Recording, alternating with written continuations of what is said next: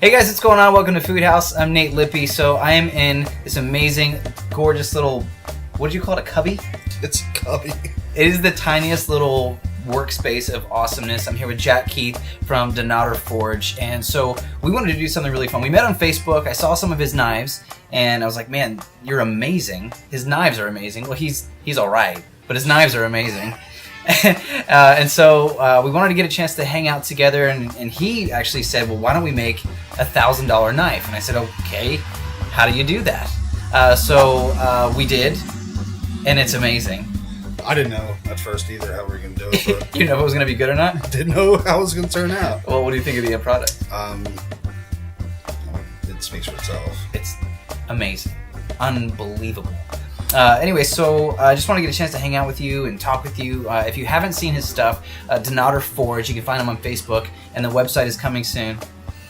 The website's coming soon, but find him on Facebook and Instagram, Dunnottar Forge. I'll put links and stuff in the description. And he sells them. He makes custom knives. It's just eye candy if you want to go look at some amazing awesomeness.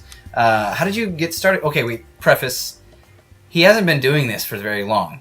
It's like one of those things you find you're actually really good at it. No, I actually that's how it was for you, right? Yeah.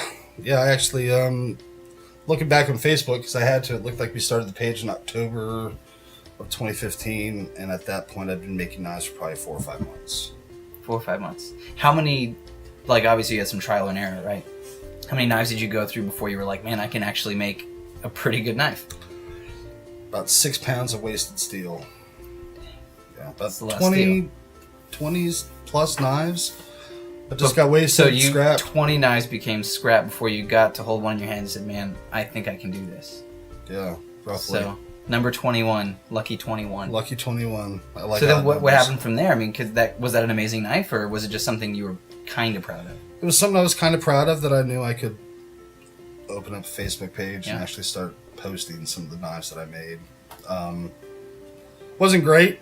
Looking back, again, doing this, I look back at some, it's like, oh my God, I was happy with that at the time, but now I'm not. Yeah. But well, I mean, you could get a stamped knife. You can go, and there's nothing wrong with getting stamped knives. If that's what you're into, go do that. But these are like custom pieces of art. Mm-hmm. They're individual moments in time that were created with your burly hands. It's amazing. Stop if you haven't seen it. Open up a new window and go look at Dunnottar Forge right now, so you can see what we're talking about. So 20 knives, number 21, you were like, okay, this is good. But from what I've seen, your stuff is not just good, it's amazing. How did you go from, this is something I might be able to sell, to this is something that's unbelievable? About 6 pounds of steel. No, at that point I realized that this is something I wanted to do. Dumped a bunch of money into the shop, upgraded equipment. It greatly increased production time and quality, for that matter, too. Yeah. Took a little talking to with the wife, but all in all, I think it was a great decision. Looking back now, we completely shut down for about a month, gutted everything, bought new equipment, bought new stands, which I've been filled with crap at this point. But just took the leap. Yeah, but you're not exactly making a paper mache replica. No, I mean, no. This takes a considerable amount of time. So we've been filming, I guess, 4 days of filming. There are so many steps to this process. And I imagine you could just hack up a piece of metal, but what you do, it seems like you pay attention to every single detail, because, I mean, correct me if I'm wrong, but it could go wrong at any moment. Any step in the process could ruin the knife, correct? You could make a big knife smaller. But no, you're right. A lack of attention could just ruin what you're trying to achieve. So where do you get like your inspiration from? Because some of the designs I've seen of your knives are pretty unique.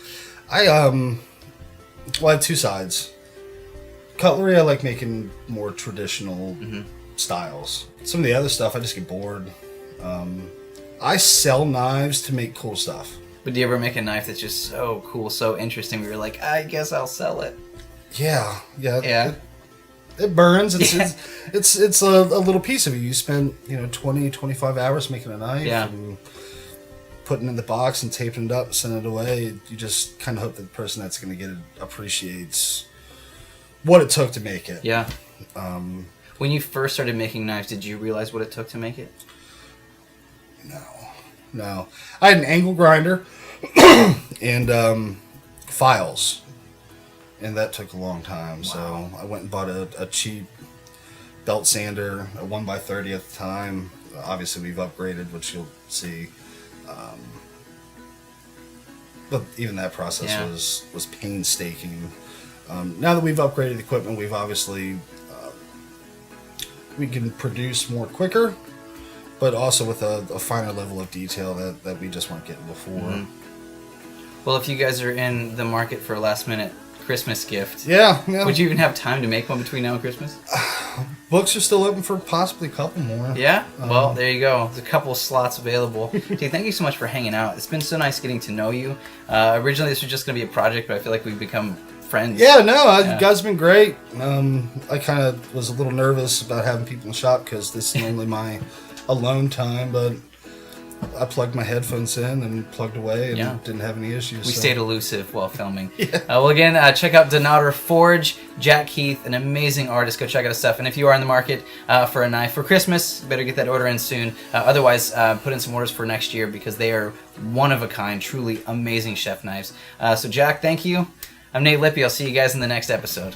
Thank you guys so much for watching. I'm your host, Nate Lippy. Be sure to check out my website, nathanlippy.tv. Find me on Facebook and on YouTube. You know the drill. I'll see you guys next time right here on FoodHouse.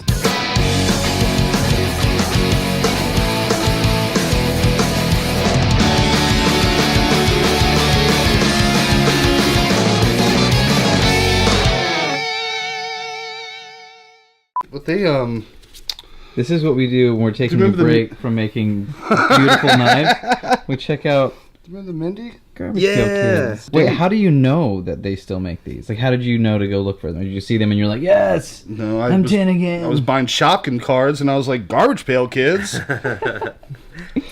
We're taking some time off to look at Garbage Pail Kids. So. We gotta have fun. Some of it.